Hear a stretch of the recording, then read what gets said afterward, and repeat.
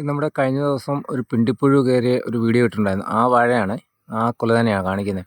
ഇതെങ്ങനെ പോലെ ഒരു 15 കിലോ 20 കിലോയ്ക്ക് അടുത്ത് കാണും. അത് ഞാൻ വെട്ടിയില്ല, വെട്ടുമ്പോൾ കാണിക്കാം. വിളവായി നിൽക്കുകയാണ്. പിന്നെ വേറെ പ്രത്യേകം നമ്മൾ ഏത്തവാഴയൊക്കെ കാണുമ്പോൾ ഒരു 3 കൈവരെ ഉണങ്ങുന്ന സമയത്തൊക്കെയാണല്ലോ, 4 ഒക്കെ ഉണങ്ങുമ്പോഴത്തേക്കാണ് വെട്ടാറുക. ഇത് ഏകദേശം വെട്ടാറൊക്കെ ആയി നിൽക്കുകയാണ്. വലിയ താമസമൊന്നും ഇല്ലാതെ തന്നെ വെട്ടാം. അപ്പോൾ അതിനകത്ത് ഞാൻ ഈ വാഴ തന്നെയാണ് കഴിഞ്ഞ ദിവസം പിണ്ടിപ്പുഴു ഉണ്ടായിട്ട് കാണിച്ചത്. എങ്ങനെയാണ് നമ്മൾ ഇതുപോലെ തുടക്കത്തിലൊക്കെ വാഴയ്ക്ക് പിണ്ടിപ്പുഴു വന്നാൽ എന്ത് ചെയ്യണം എന്നുള്ളതും ഒരു വീഡിയോ നമ്മൾ ചെയ്തിട്ടുണ്ടായിരുന്നു.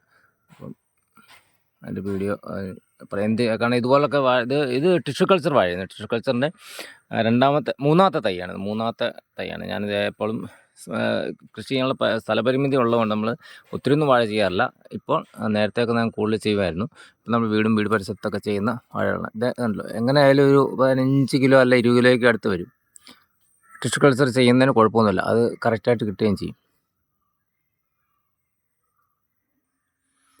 ഈ ഭാഗത്ത് തന്നെയായിരുന്നു കഴിഞ്ഞ പ്രാവശ്യം പിണ്ടിപ്പുഴുവിൻ്റെ ശല്യം ഉണ്ടായിരുന്നു. ഇതിപ്പോൾ അണ്ണാനൊക്കെ വന്നിട്ട് അതിനാവശ്യമായിട്ടൊക്കെ കൊണ്ടുപോകാൻ വേണ്ടി ഇങ്ങനെ കാണിച്ച വലിച്ച് കീറിയിട്ടേക്കുന്നതാണ്. ഇനി ഇത് വിളവായിട്ടുണ്ട്. കാരണം ഇനിയിപ്പോൾ ഇത് ഒരു താമസമില്ലാതെ വെട്ടിയാലേ പറ്റുള്ളൂ.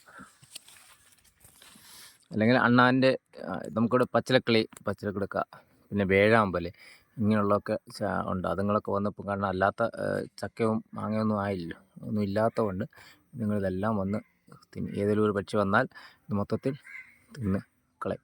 അപ്പോൾ അതുകൊണ്ട് തന്നെ വെട്ടുന്നതാണ്.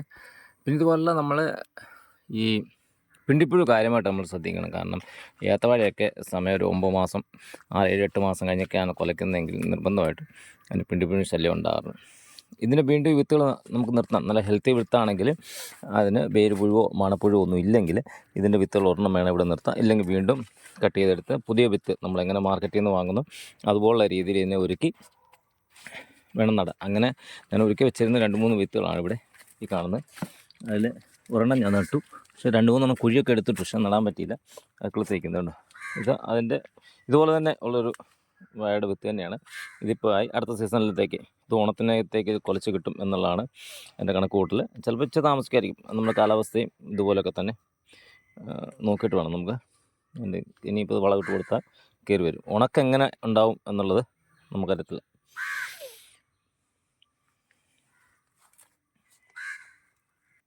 എത്രയൊക്കെ ശ്രദ്ധിച്ചെന്ന് പറഞ്ഞാലും നമ്മൾ ഇത് ചെമ്പൻചെല്ലി അല്ല, സാധാരണ കറുത്ത ചെല്ലി കയറി ആക്രമിച്ച് തിന്നിട്ട് പോയതാണ്. അപ്പോൾ ഗ്രോത്ത് വരുമ്പോഴത്തേക്ക് വളരുന്നതനുസരിച്ചിട്ട് അത് മുകളിലോട്ട് വന്ന് പൊത്തായത് ഇവിടെ നിന്ന് ഈ ഭാഗത്തുനിന്ന് ഇത് തിന്നാൻ തുടങ്ങിയതാണ്. ആ സമയത്ത് ചെമ്പൻചെല്ലി അല്ലായിരുന്നുകൊണ്ട് രക്ഷപ്പെട്ടു. സാധാ ചെല്ലി ആയതുകൊണ്ട് അത് പ്രശ്നമില്ല. ആ മടൽ വളർന്ന് ആ മടലിനകത്തൊരു പൊത്തുണ്ടാവും. പക്ഷേ അത്രയും ഹെൽത്ത് കുറയുന്നതാണ് നമ്മളിത് കണ്ടോ, ഇതിങ്ങനെ പോകും.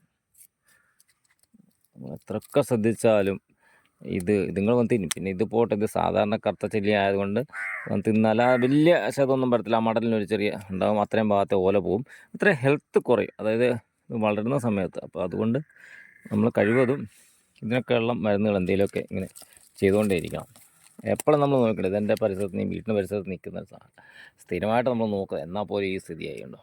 ഇപ്പോഴത്തെ ചെമ്പൻചെല്ലി ആയിരുന്നെങ്കിൽ ഇതിപ്പം തെങ്ങ് മൊത്തത്തിൽ പോയിരുന്നു. പക്ഷേ ചെമ്പൻചെല്ലി ഏറ്റവും മണ്ടയ്ക്കല്ല ആക്രമിക്കുന്നത്, ഒരുമാതിരി താഴെ, അത്യാവശ്യം താഴെ ഇട്ട് മുട്ടയിട്ട് പോവുകയാണ്. അപ്പോൾ അതിനകത്ത് ചെമ്പൻചെല്ലിക്ക് നമുക്ക് കാര്യമായിട്ടൊന്നും ചെയ്യാനില്ല. കാര്യമായിട്ടത് ഇത്രയേ ഉള്ളൂ.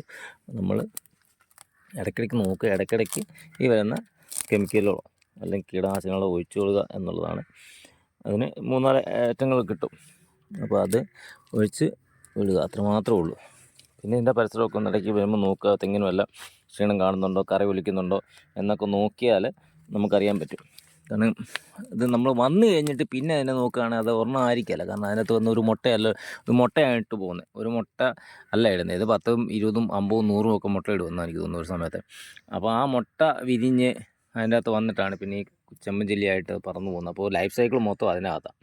അപ്പോൾ അതിനെ മൊത്തത്തോടെ തള്ളിക്കളയുക എന്നുള്ളതാണ്. വലിയ പ്രശ്നമില്ല, അത് ഹെൽത്തി ഉണ്ട്. അല്ലെങ്കിൽ ഇത് താഴെ പോയി.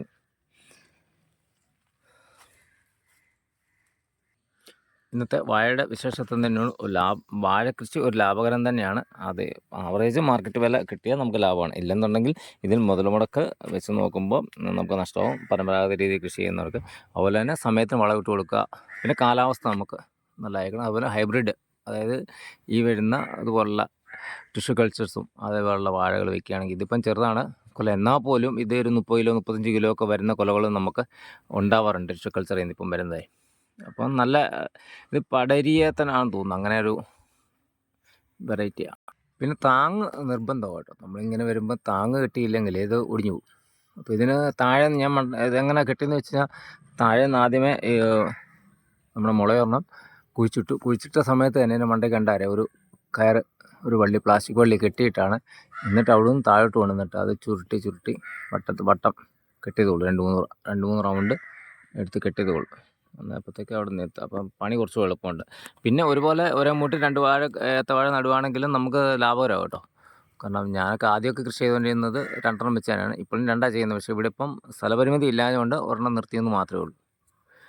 ആയിക്കോട്ടെ, ഇതുപോലുള്ള വീഡിയോകൾ കാണുന്നതിന് നമ്മുടെ ചാനലൊന്ന് സബ്സ്ക്രൈബ് ചെയ്യുക. കൃഷി സംബന്ധമായ ഉള്ള പുതിയ വീഡിയോകൾ നമ്മുടെ ചാനലിൽ വരുന്നതായിരിക്കും.